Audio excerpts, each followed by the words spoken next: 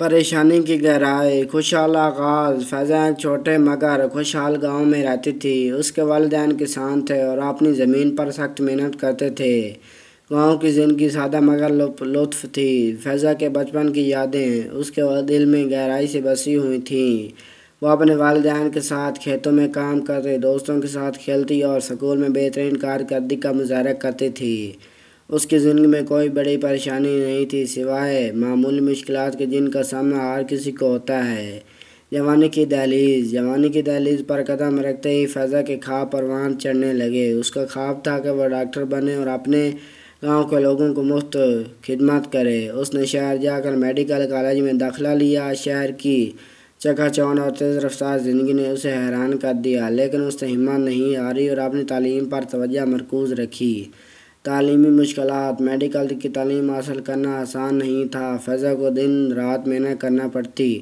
امتحان کا دباؤ، کتابوں کا بوجھ اور عملی تربیت کے چیلنج نے اسے پریشان کر دیا۔ کبھی کبھار وہ بہت تھک جاتی اور اس کے دل میں ہار ماننے کا خیال آتا، مگر اس کے والدین کی دعائیں اس کے خواب اسے آگے بڑھنے کی ہمت دیتے۔ خاندان کی پریشانیاں۔ ایک دن فیضا کو خبر ملی کہ اس کے والد کی طبیعت بگڑ گئی ہے۔ اس نے فوراً گاؤں کا رخ کیا۔ وہاں پہنچ کر اسے معلوم ہوا کہ اس کے والد کو دل کا دورہ پڑا تھا اور ان کی حالت نازک تھی۔ فیضا کی دنیا جیسے ہی رک گئی تھی۔ اس کے والد اس کے لیے سب کچھ تھے اور ان کی بیماری نے اسے اندر سے توڑ دیا۔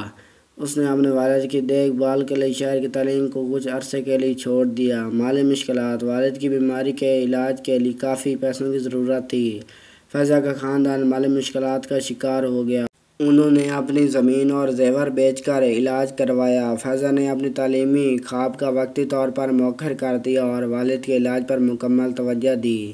اس کی والدہ میں بیمار ہو گئی اور پورا خاندان پریشانیوں کے بنور میں پھنس گیا۔ سماجی دباؤ۔ فیضا کے خاندان کی مالی مشکلات کی وجہ سے گاؤں کے لوگوں نے ان کا ساتھ چھوڑ دیا۔ کچھ لوگ ان پر طنز کرنے لگے کہ ان کی بیٹی شہر جا کر کچھ نہ کر سکی اور اب وہ قرض میں ڈوبے ہوئے ہیں۔ فیضا نے اب اس سماجی دباؤ کا مقابلہ کیا اور اپنے خاندان کا سہارا بننے کی کوشش کی۔ امید کی کرن۔ ایک دن فیضا کو معلوم ہوا کہ حکومت کی طرف سے غریب طلباء کے لیے اسکالرشپ کا اعلان کیا گیا ہے۔ اس نے اسکالرشپ کے لیے درخواست دی اور اپنی تعلیمی دستاویزات کے ساتھ ساتھ اپنی کہانی بھی لکھی۔ اس کی محنت اور عزم نے اسے اسکالرشپ دلوا دیا۔ اس نے دوبارہ میڈیکل کالج میں داخلہ لیا اور اپنی تعلیم کو مکمل کرنے کی ٹھانی۔ کامیابی کی طرف۔ فیضا نے اپنی تعلیم کو مکمل کیا اور ایک کامیاب ڈاکٹر بن گئی۔ اس نے اپنی محنت اور عزم سے اپنے والدین کی صحت کو بہتر بنایا اور اپنے خاندان کو مالی مشکلات سے نکالا۔ اس نے اپنے گاؤں کے لوگوں کی خدمت شروع کی اور ان کے دلوں میں دوبارہ عزت پائی۔ فیضا نے اپنے گاؤں میں ایک چھوٹا سا کلینک کھولا جہاں وہ لوگوں کا مفت علاج کرتی۔